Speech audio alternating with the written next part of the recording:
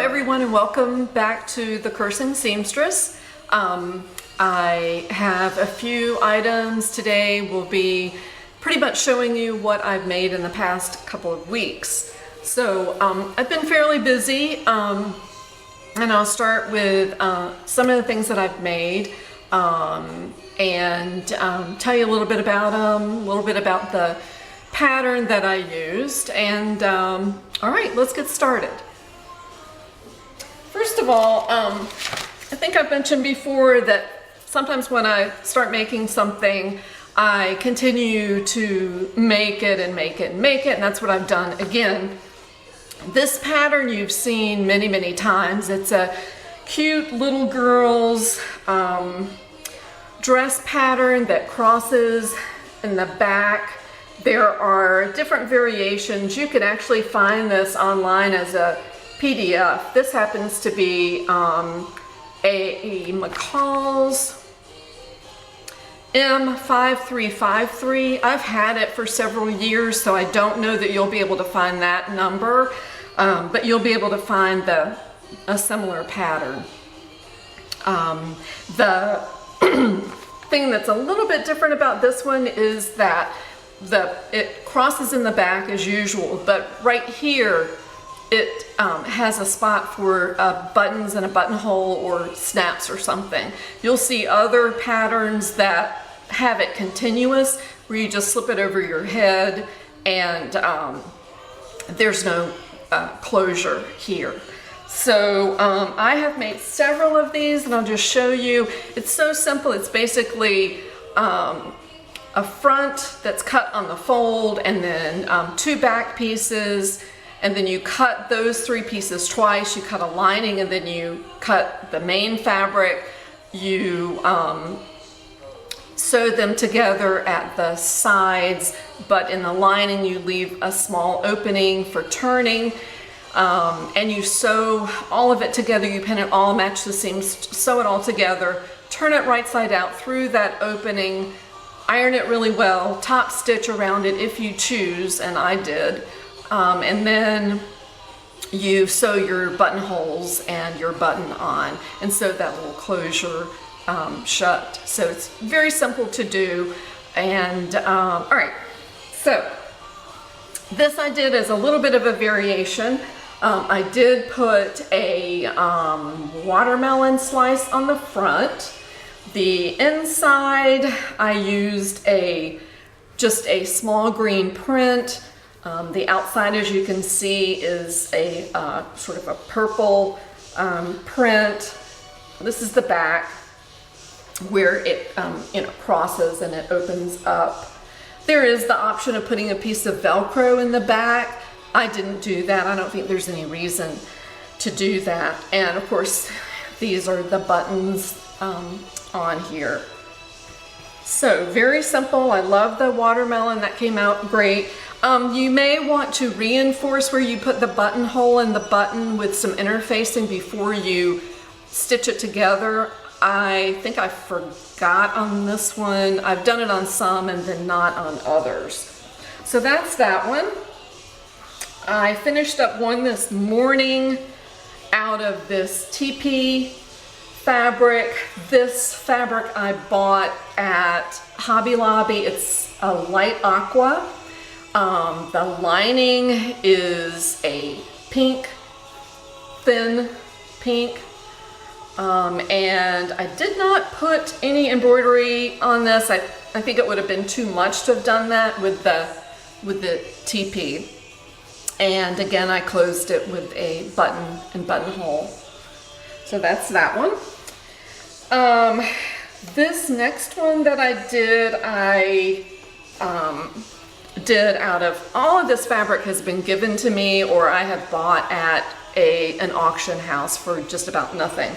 This I did out of, it looks sort of like a pink tie-dye sort of fabric. It's a dark pink on a lighter pink.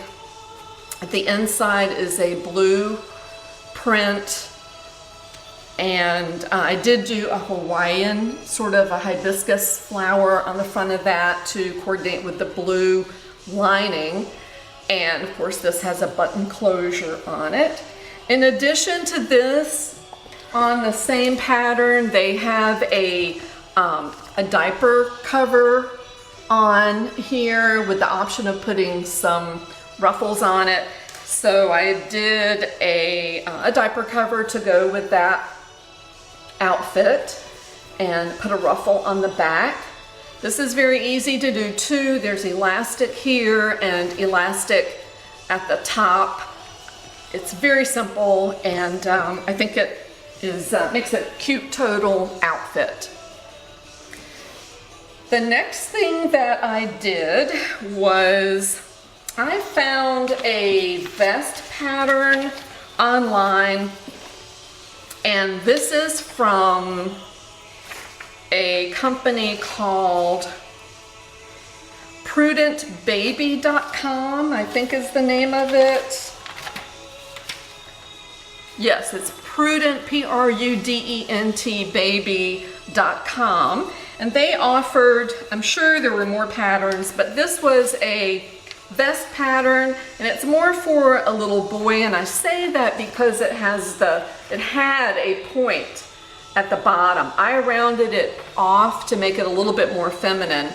And so it's just two pieces, one piece on the fold and the other piece you cut two of. Very simple. So if you want to take a look at that and see if you're interested in downloading that and stitching that out, I did stitch that out, and I'm just looking for the vest, and I don't know that I brought it. Yes, I did. I stitched the vest, and this fabric was fabric that I bought at Goodwill. And this originally was a curtain. This was fabric, this was a curtain that my daughter had and still uses. She had too many of them, couldn't use any more of them, and I found it at Goodwill. She didn't want it, and it was priced right, so I bought it and decided to use it to make some kids' items. So this is the vest. The back lining is the same fabric, and then the two front pieces I lined in brown.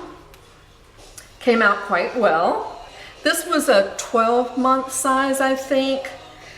So I did that, and then I thought I would make something to go along with it, and I found a pattern, and I don't know if I'm going to have the website or not, and I apologize for that. This is for a little girl's skirt, and this was also, I think this was 12 to 18 months, so I thought that would go nicely with the vest. And the interesting thing about this was that the waist part is separate. It's not just a folded over casing, it's actually cut separate, and there are pleats that are in this. When you cut the skirt part, you actually sew the pleats down, and then you attach the top part, which becomes the casing. There's also a bottom piece so that you don't have to do a hem per se. This is folded over to make the hem and sewn to the main skirt piece, and it's adorable. I did have a little bit of an issue with the pleats. I wasn't able to really do the pleats the way that the pattern instructions indicated. So what happened was, when I finished the skirt, it ended up being too small for the waistband that I cut. So I had to cut the waistband down until it fit. And so that's that, and that goes with the little vest. I'll try to find that the website where I got this pattern, because it really is, if I had paid attention better to the pleats, I think I could have done that. You've seen this before, and I don't think I've shown you this particular piece, but this, oh, I'm sorry, this is the same pattern. This is the fabric, again, that curtain fabric that I like so much. And I lined it in that same small green print and put buttons on it. And I love this little dress. I love the little tulip back too. Okay, something else that I've been doing, I don't think I brought all of them, but there was a bib pattern that I cut out a couple of years ago. I think I used it for one of my grandchildren. This is it. You just print it and cut it out. And this is from makebabystuff.com. I don't know if that's still up and running or not. Her pattern had sort of an applique that you would do of a bird. I didn't do that. I just used the shape of the bib, and I've made several of these, but this is one. I needed a way to use up my scraps, so I just sewed a couple of scraps together, and I had enough for the solid piece on the back. This is just cotton fabric, and I closed it with a Velcro closure. So that's that. Very simple. Same kind of thing that you sew the pieces right sides together, leave a hole to turn it, and then top stitch. And the top stitch I did was like a triple stitch. I don't know if you can see that, you might not can, but it's just a little bit more decorative and makes it look much more finished. Okay, the final thing that I have been doing, and I don't think I'll have the link for this, but I have made over-the-collar dog collars for a while, and you can actually do a search on YouTube and find, I think it was the Crafty Gemini that I got this from, I'm pretty sure, and she has a video tutorial on how to do these. And you can do a small, medium, or large. I think I kind of had to figure out the size for one of those just by proportioning it out with the size that was given. But this is a medium size here, and it's kind of cute because you get to use contrasting fabric, and a little bit of the contrasting fabric peeks out. There's a stitch here where it fits over the collar. The one issue that you do have to pay attention to is that you make the collar casing wide enough. Some dog collars are 2 inches wide, others are not. So you need to find that out before you stitch one for a dog that you might have. This is another one. I used the green as a contrast. On this one, I did an applique of a bone on there using heat and bond.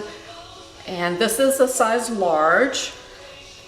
So check that out if you want to go to the Crafty Gemini and see what the measurements are, and she gives a wonderful tutorial on how to do this. The very last thing that I wanted to show you is that I needed some labels. I had labels from 30 years ago that had my name on them, and I used them when I used to sew just for my daughter. And I don't sew so much for her, I sew for her children, and I hope to get into selling some of this stuff at bazaars. But I needed some labels. I didn't want to put my actual name in the label, and I wanted to use my tag name, Cursing Seamstress. So I went online and looked around, and I found these. These are from a company called Wonder Label. And their address is wonderlabel.com. The spelling is WUNDERLABEL. I like the way these looked. You can design these online. You can pick the color of the fabric, the style of the font, the color of the font. And so this is what I came up with. You can see that. They came, I put my phone number on here. I put my tag name and I put my phone number on there, and I got 50, not a very big order. They came in a nice little package like this, and you can stitch them either, and I've done both ways. You can stitch them across the top, or you can just stitch them along the short side and have them stick out. The only complaint that I would have, and it's not really a huge one, is that there's not a lot of room left above my name. to do a stitch. It's not quite enough to put a stitch there without cutting off a little bit of the letters. On the side, I think there's a little bit more room for a stitch, but that would be the only negative, and that's not that big of an issue. So check out them if you're looking for labels. I was really happy. They are working quite well so far. And I think that's it. If you have any questions, please leave them below. And I really appreciate your watching. If you like this video, I hope that you will subscribe and click like and tune in. I try to have a new video at least every couple of weeks. So thank you for watching.